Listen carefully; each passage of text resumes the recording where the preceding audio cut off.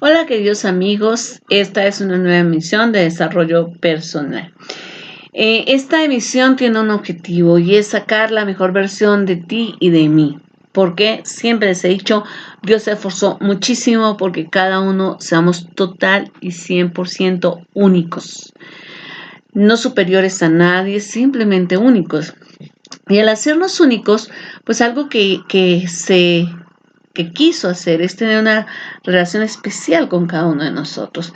Así que en esta emisión que es desarrollo personal vemos todas esas particularidades de nuestra personalidad, nuestro temperamento, nuestras emociones y estamos justamente ahí, estamos hablando de las emociones, ya vimos todo el daño orgánico que pueden causar las emociones, ya vimos cómo podemos manejar bíblicamente algunas de esas emociones.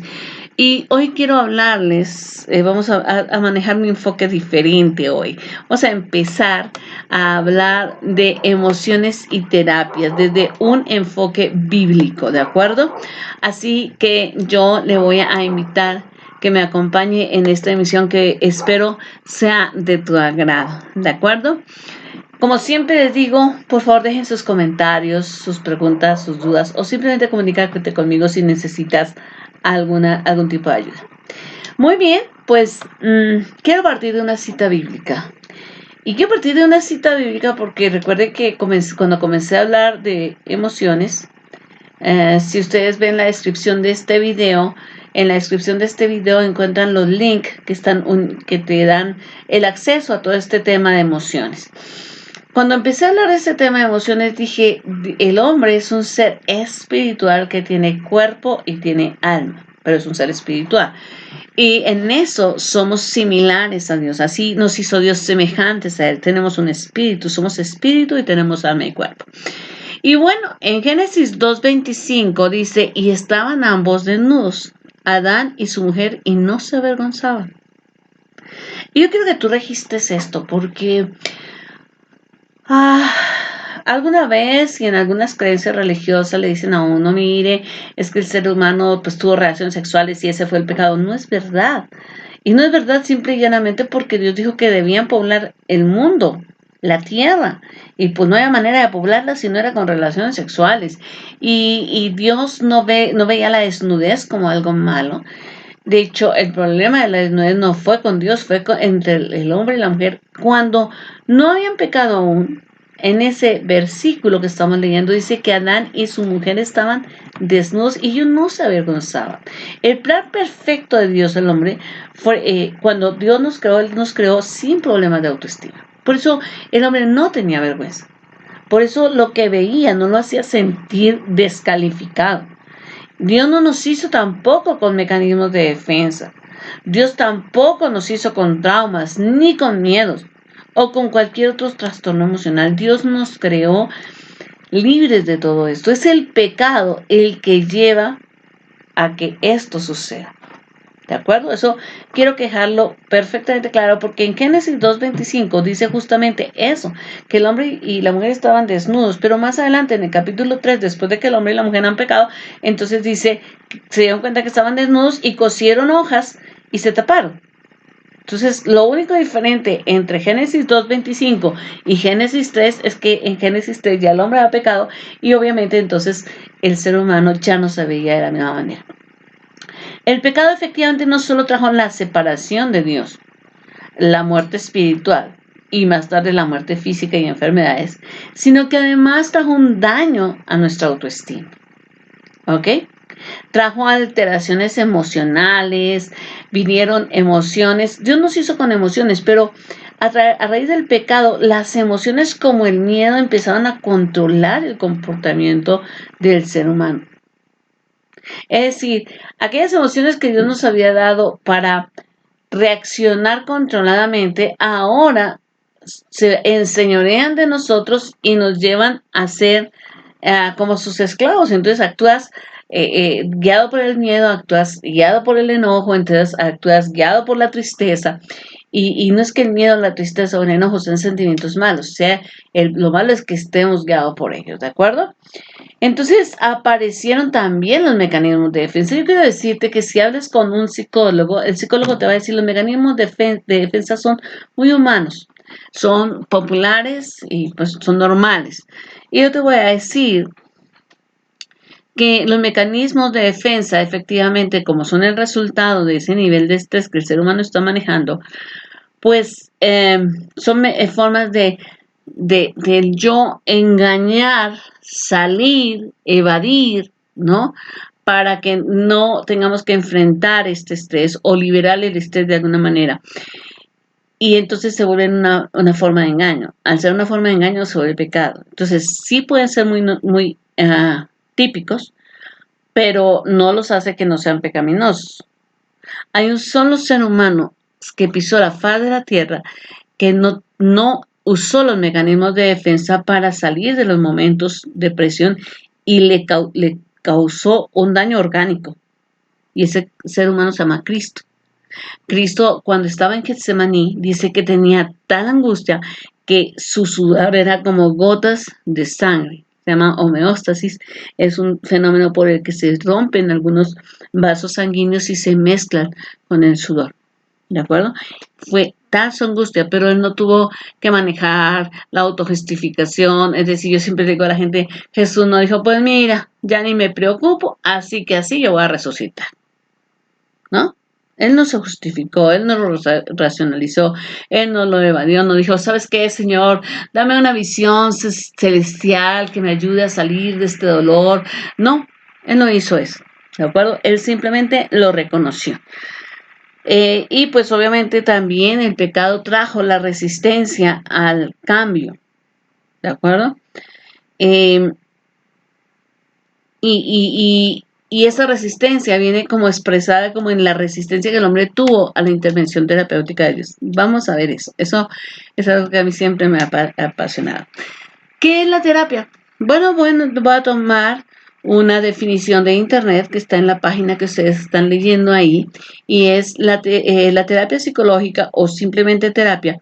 Es un tratamiento que busca estimular pensamientos, sentimientos, sensaciones y conocimientos que tiene el paciente, pero que no sabe cómo aplicarlos o no logra identificarlos plenamente. ¿De acuerdo? ¿Nos quedó claro el concepto? Bueno, la terapia psicológica entonces tiene como un principal recurso el diálogo para poder agarrar todo aquello que este paciente no sabe y ponerlo y ir a través de preguntas ayudándolo a ordenar sus procesos, sus pensamientos, sus ideas para ponerlo, ayudarlo a poner los pies en el suelo, como yo le digo. Y pues aunque existen otras técnicas de intervención, ¿no? La más popular es el uso del diálogo, mediante el cual se busca, digamos, modificar los conceptos, los patrones cognitivos y emocionales, que no son buenos, que son insanos para el ser humano, ¿no? A fin de proporcionarle a nuestro paciente los elementos necesarios para superar sus traumas, sus dolores, sus deficiencias emocionales, sus cicatrices, ¿no? Sus daños relacionales y hacer lo que sea funcional. Yo quiero decirle, nadie es 100% físicamente sano. O sea, nadie puede decir, estoy perfectamente bien. Algo puede estar en desorden, aunque yo no lo esté percibiendo.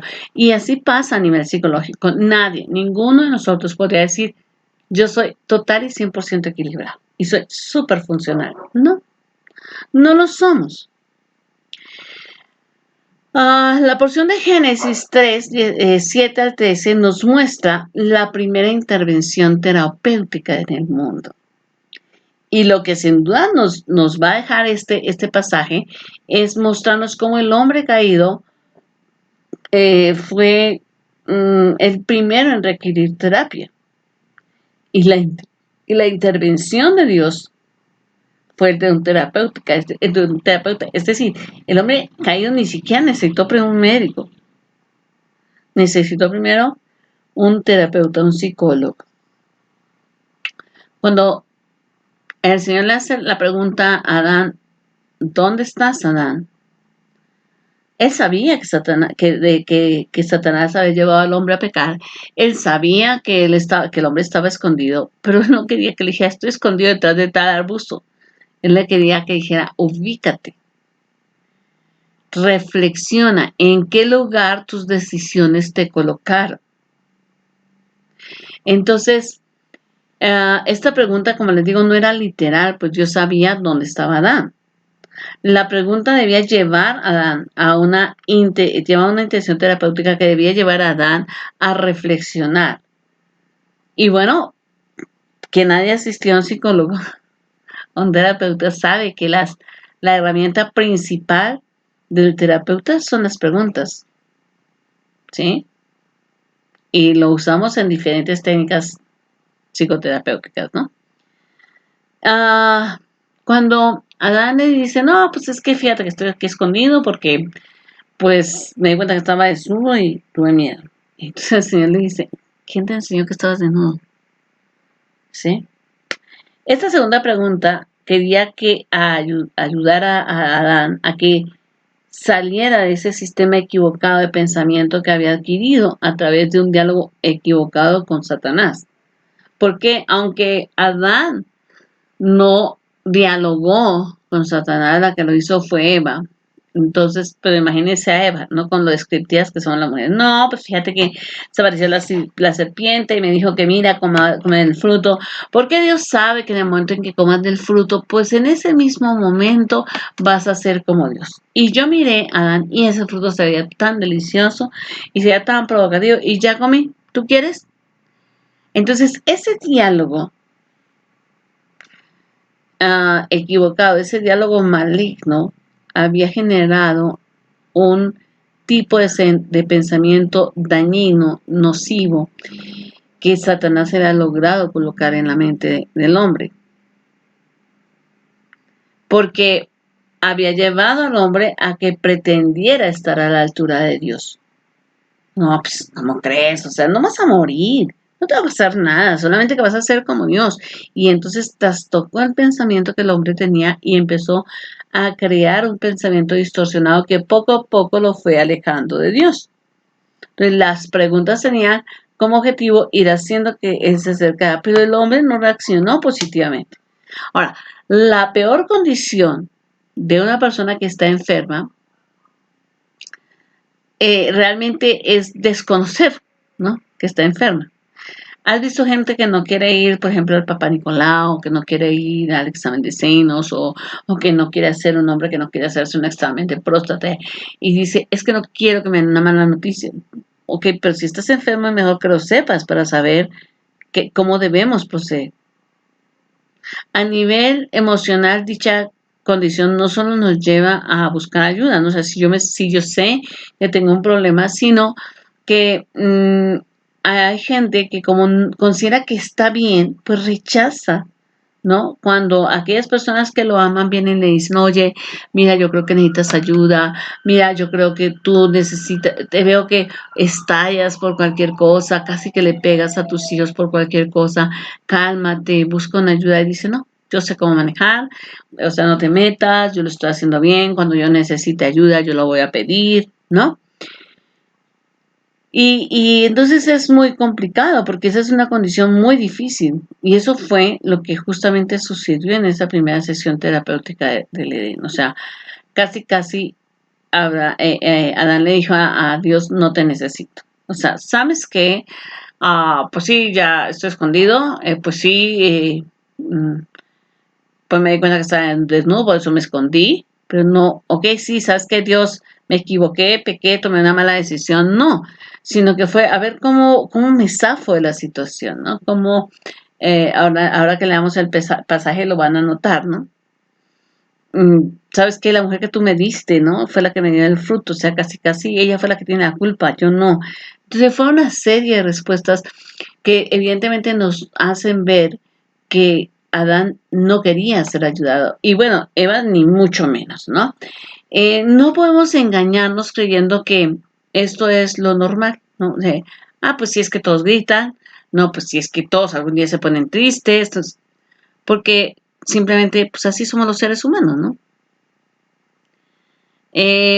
nosotros debemos darnos cuenta que en el huerto de los olivos hubo un hombre, como les decía nuestro Señor Jesús, 100% hombre, 100% Dios, que se mostró como un ser humano y que pudo mostrar su vulnerabilidad delante del Padre y dijo, ¿sabes qué? Estoy angustiado, les dijo a sus discípulos, estoy angustiado hasta la muerte, ayúdenme a orar, no me siento bien, le dijo al Padre, si es posible, pase de mí esta copa, es decir, mostró todo lo que sentía, no se vistió de superhéroe, no presentó ninguna resistencia, pero los seres humanos en general representamos una resistencia y mecanismos de defensa que vamos a ver a continuación y que quiero que partamos de un pasaje para ir viendo algunos mecanismos de defensa.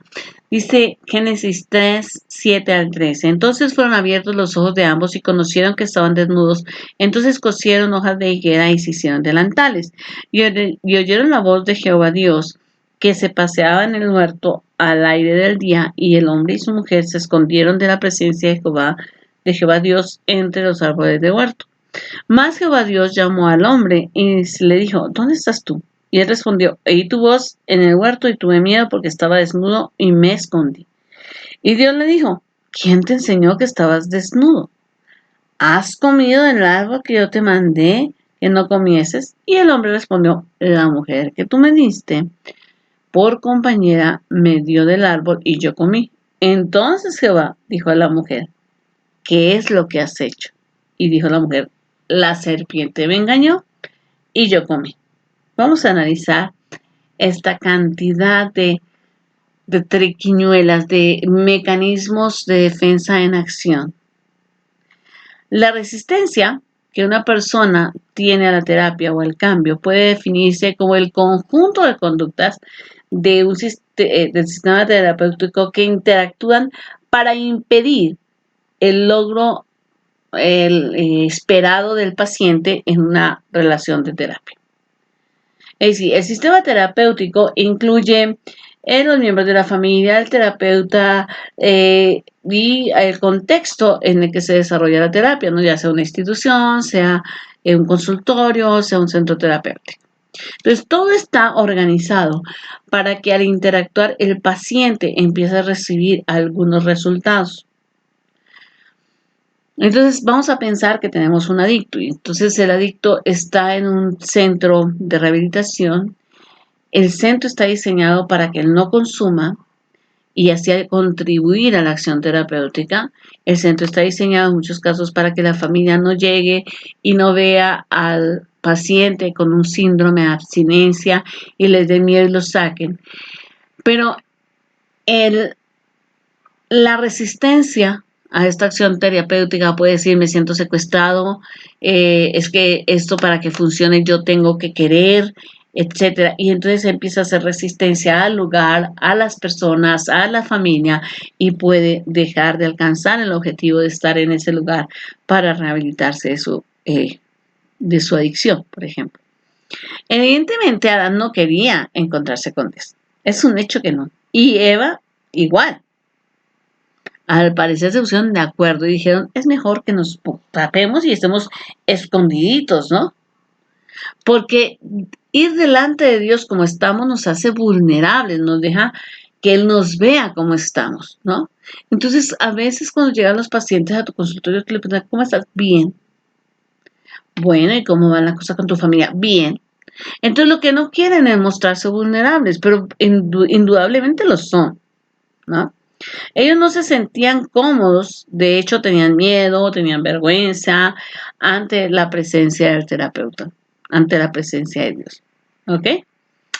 Aquel que podía transformarlos, que los podía sanar, que podía quitarles el estrés que tenía. Entonces ellos decidieron no.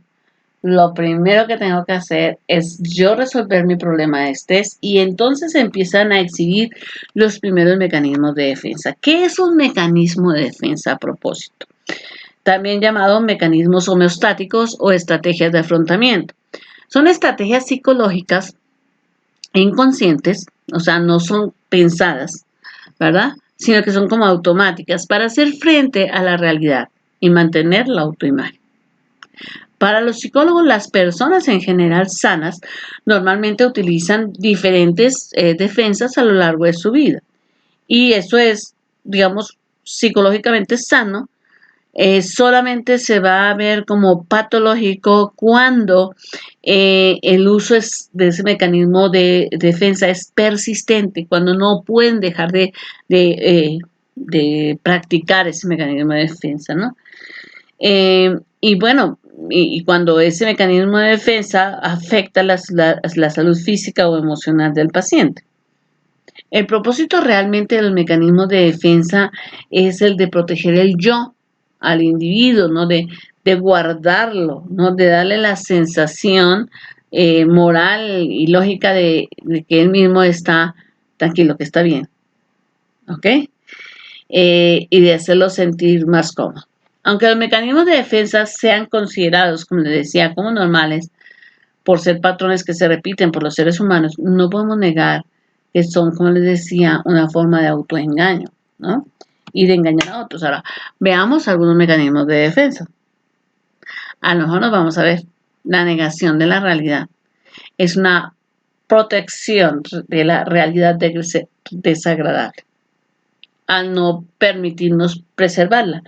Cuando el hombre se ve que está desnudo, él no dice, no estoy desnudo, pero se tapa para cubrir esa realidad.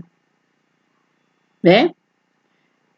En el Génesis 2:25 estaba desnudo y no se avergonzaba. Estaba tranquilo.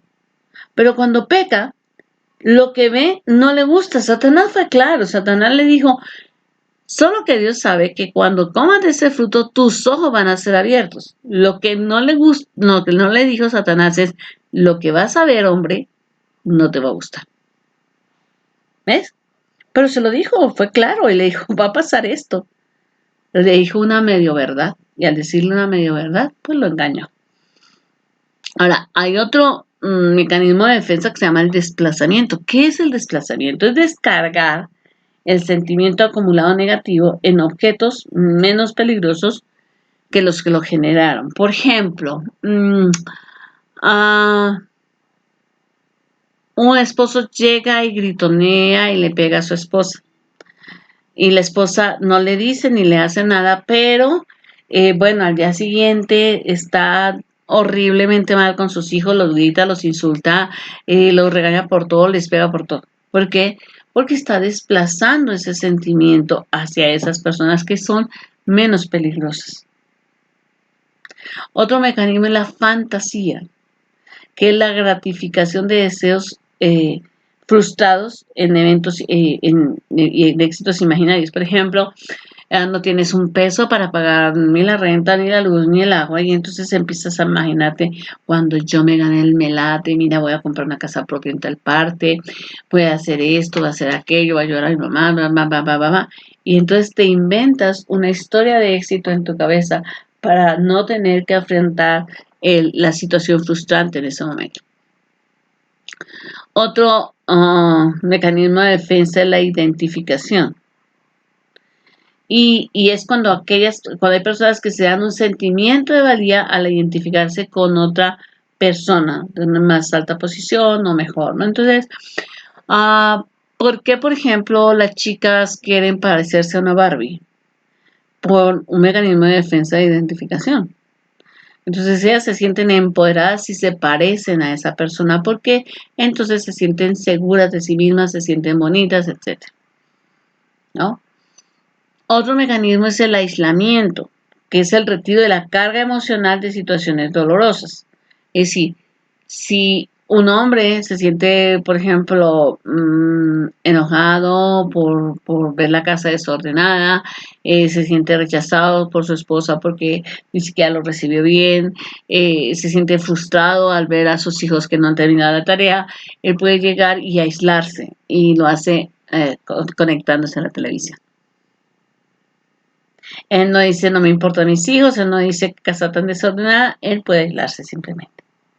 Otra cosa se llama la proyección, es otro mecanismo de defensa. Y es colocar la culpa o los deseos propios en otros. Eso fue lo que hizo Adán.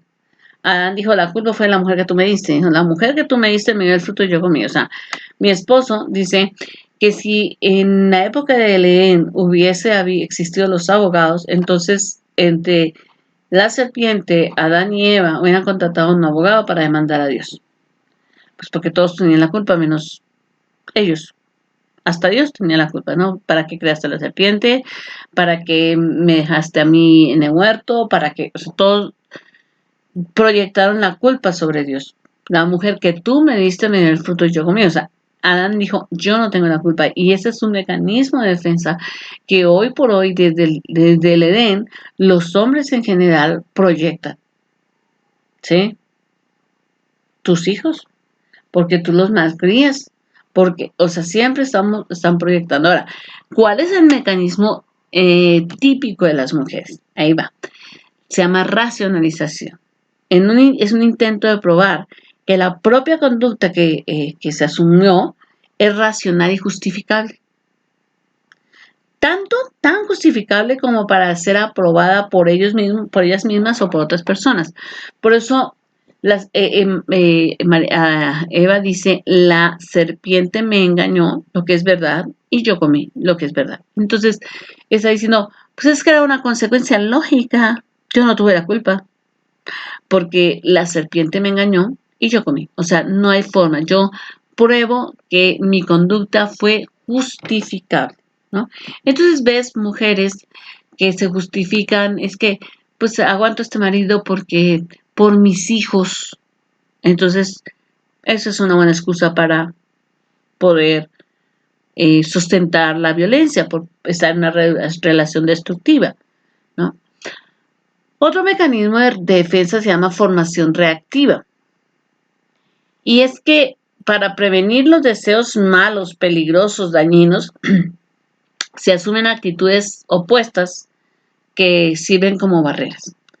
Me voy a dar a entender dentro de la población cristiana, y creo que algunos nos podemos ver identificados.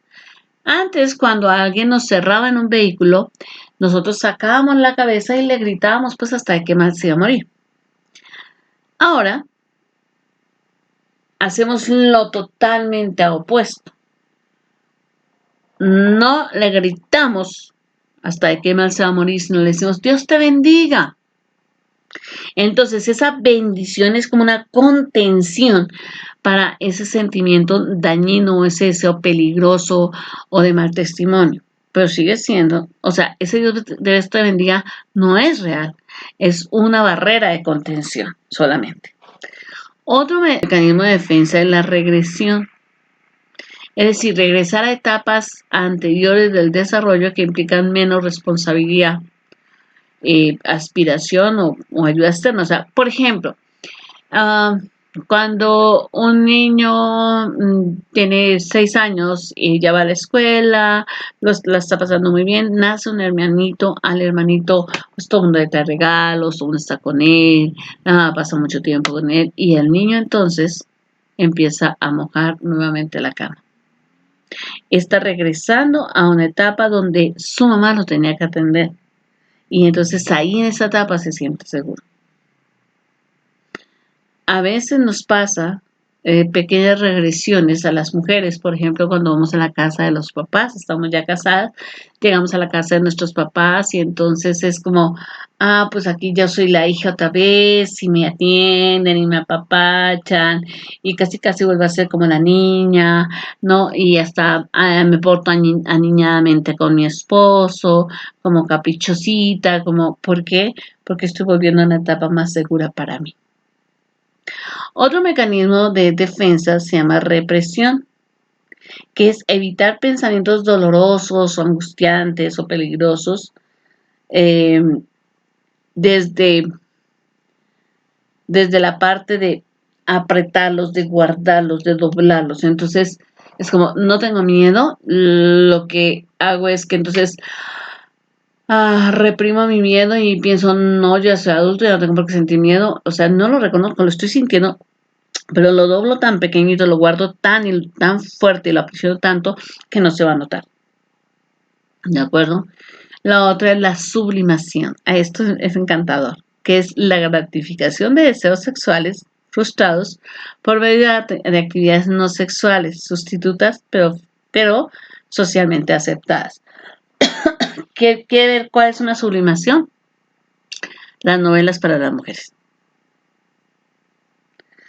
Si no estamos poniendo el cuerno al marido, pero como él ya no me ve a los ojos y no me dice cuán bellos son mis ojos, cómo soy yo de hermosa, cómo soy de linda para él, lo importante que soy, entonces pongo la novela y entonces reprimo mi idea, me gratifico sexualmente, no mediante un engaño, sino mediante el realizar esa actividad de ver romance en otro lado, ¿no? Si nosotros nos pusiéramos a ver qué pasó en el Edén, nos daríamos cuenta que el hombre pues usó la proyección, ¿no? Como les decía, él dijo, la mujer que tú me diste. Y la mujer escogió, como les decía, la racionalización. Ellos pudieron bajar el estrés interno y externo, producido por su propia conciencia y por la presencia de Dios, es decir, porque llegó Dios y eso los estresó. ¿Verdad? Llegó el terapeuta, ¿cómo hago para esconderme, no? Pero no resolvieron la situación. Usaban el mecanismo, pero el estrés seguía ahí. Usaban el mecanismo, pero la angustia no pasó. Solo la empeoraron. Y así nos pasa. Y así nos viene pasando cuando tú envuelves, cuando tú escondes tu vulnerabilidad, cuando dices no sé, y te preguntan, ¿y qué pasó? Y no, pues no sé, todo, ¿cómo se ve todo bien? Y, y cómo te sientes con tu familia, bien. ¿Y cómo estás con tu pareja? Ha mejorado. O sea, y a ver cómo me escondo, cómo evito enfrentar esta situación. Y esto solamente va a terminar empeorando la situación. Ahora, lo podemos hacer consciente o inconscientemente. Hay gente que de veras quiere que le ayude, pero no se da cuenta cómo se está escondiendo. Mientras que hay gente que sí sabe y no quiere, no le voy a decir a esta persona, ¿no? Por ejemplo, en el caso mío que soy terapeuta y soy pastora, pues mucha gente dice, pues no lo voy a decir a la pastora que acabo de abortar. O sea, mejor no hablo de eso, ¿no? Eh, y yo pues por eso insisto, no estoy sentada aquí como un agente moral, estoy ya sentada como un agente terapéutico, relájate. Sin embargo, no es fácil, hay mucha gente que conscientemente utiliza el mecanismo de defensa para minimizar o manejar el estrés del momento que está subiendo, y bueno, al final lo pospone hacia el futuro, ¿no? Pero no lo resuelve, los problemas que no se tratan crecen. Hubiese sido mejor para el hombre y la mujer enfrentar su crisis como Jesús lo hizo allá en Lucas capítulo 22, 40, 46. Y dijo, mira, ¿sabes qué, Señor? O sea, yo lo voy a parafasear. Si es posible, pase en esta copa, pero pues no se haga como yo quiero, hágalo como tú quieras, ¿no? Pues sabes que sí, claro que sí me duele, claro que sí estoy angustiado, claro que sí estoy, como dijo, estoy triste hasta la muerte, ¿no? Y asumir las consecuencias de una victoria real y permanente, ¿no? O sea, cuando yo soy capaz de estallar, cuando soy capaz de decir lo que siento, ¿ok? Recordemos que desde la tentación en el desierto, Satanás había buscado que Jesús actuara por su propia cuenta, es decir, rompiera esa comunión con el Padre, sin tener en cuenta pues cuánto necesitaba él al Padre. O sea, es decir, fue lo mismo que operó en el jardín del Edén. O sea, en el jardín del Edén lo que logró Satanás es hacer que se sintiera independiente. Y es que nosotros volvemos a ver terapéuticamente nuestras reacciones, y cuando nosotros decimos sí, yo lo puedo hacer, no importa, yo sé cómo me controlo, etcétera, cuando yo hago eso, pues lo único que hago es acelerar mi proceso de deterioro emocional. Si nos damos cuenta, o sea, cuando yo no soy capaz de decir esto está mal, cuando no soy capaz de decir esto me duele, esto eh, no puedo lidiar con esto solo, voy a buscar ayuda, voy a buscar a Dios o voy a buscar a un terapeuta, voy a sentarme con él, voy a decir qué estoy haciendo mal, qué me están haciendo mal y cómo esto está atormentando mi vida y voy a decir, lánzame en un salvavidas porque no puedo solo. Cuando yo no hago esto, yo termino al final pues dañando mi propio ser, dañando mi propia estabilidad. Por lo tanto, las emociones en sí mismas no se van a resolver. Necesitamos ayuda y la ayuda es la terapia. Muchísima gente huye de la terapia porque considera que ir a terapia es reconocer que está loco. Nadie es así, o sea, es algo así como si, o sea, es como si yo dijera, no voy a ir al odontólogo porque tengo una caries y me está doliendo terrible esta muela, pero no voy a ir porque me van a decir que soy cochino y no me lavo la boca. ¿Verdad que no? O sea, pues uno dice, ni modo, me salió una caries y ya, tengo que ir, tengo que resolver. Es tanto el dolor, es tanto el acoso del dolor que termina siendo el odontólogo. Terapéuticamente deberíamos entender que las emociones van a agobiarnos y lo que es peor es que las emociones se desbordan y no nos damos cuenta en qué momento no solamente nos afectan a nosotros, sino afectan a todo nuestro entorno. Entonces, no importa cuántos mecanismos de defensa estemos usando, no importa si muchas mujeres dicen, no, pues es que yo ya aprendí a perdonar a mi esposo y demás, pero está sacando su estrés contra ella misma, se está atacando a ella misma, está subiendo de peso, o se vuelve súper crítica de ella, o no se valora, o se deja de últimas para todos los exámenes médicos, etcétera. A veces pasa así, a veces pasa que estamos tan justificando tanto todo lo que hacemos, que lo único que logramos es que toda nuestra familia realmente se sienta mal con respecto a nosotros y digan hasta dónde mi mamá o hasta dónde mi papá pueden ser así de necios y de negar la realidad. Y entonces es como, empiezan a hablar y es, sí, pues sí, pues aquí estamos bien, pues aquí no pasa nada, ¿no? Y empiezan con las ironías y demás, ¿por qué? Porque están agobiados con nosotros, porque esa falta de conciencia de que estamos mal y que necesitamos terapia nos está llevando a esto. Creo que nadie dirá qué cobarde eres porque fuiste al médico, o qué cobarde, o qué tan mal estás porque fuiste al odontólogo, pero sí nos molesta muchísimo tener que ir al psicólogo, porque consideramos que eso nos hace débiles mentales o emocionales o nos quita la honra, nos quita lo que la gente pueda pensar bien de mí. Y no es así. Todos los seres humanos necesitamos, yo les digo a los niños cuando vienen a terapia, les digo, mira, hay un médico que es del cuerpo, ¿no? Hay un médico que es de la boca, se llama odontólogo, y hay un médico que es del alma, se llama psicólogo. Y yo soy de estos médicos, yo trabajo con el alma de la gente. A veces para enseñarla a pensar, a veces para enseñarla a estudiar o a veces para enseñarla a trabajar con sus emociones. Cada uno de nosotros somos diferentes y todos necesitamos ayuda terapéutica alguna vez en la vida. Y si fuéramos gente realmente sana, así como debemos ir una vez cada año por lo menos al odontólogo para que nos revise nuestra salud bucal, así deberíamos ir al psicólogo, no para que nos digan cómo estamos de bien o de mal, no para que nos digan, ay, pobrecito, cómo sufres, o ay, qué equilibrado eres, no, simplemente para que hagan un diagnóstico de nuestra salud emocional. Y deberíamos llegar y botar la verdad así de frente, mira, yo grito como loco, ¿no? No, fíjate que a mí, cuando me dicen, no, mire, usted no se pone, no se imagina cómo me pongo de furiosa. Mire, cuando a mí alguien me lleva a la contraria, pero fácilmente estallo. No, pero si uno llega con el terapeuta y le dice, ¿cómo estás? Bien, o sea, mi esposa quiere que yo venga o mi esposo quiere que yo venga por salud emocional. ¿Y cómo están las cosas en tu casa? Bien, o sea, ¿y cómo está un temperamento? Bien, yo soy un hombre o una mujer bastante comprensiva, la verdad es que regularmente puedo entender, ¿no? O sea, a veces puedo salirme de las casillas. Entonces el terapeuta dice, eso no es problema, todos algún día nos salimos de las casillas, o sea, si no es recurrente, si no estás haciéndole daño con tu conducta a nadie, no te preocupes, es todo esto normal. Salimos del consultorio del psicólogo. Yo sabía que yo no tenía nada. Yo sabía que yo estaba bien. Entonces, conviene que conozcamos nuestros mecanismos de defensa, los identifiquemos y sepamos, ¿no?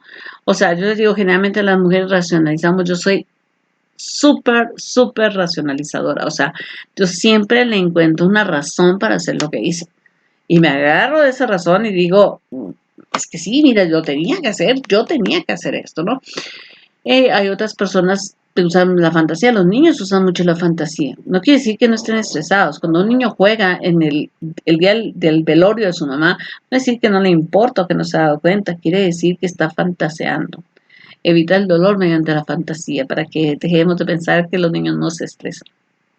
Así que mis queridas amigas, mis queridos amigos, me gustaría muchísimo conocer sus opiniones.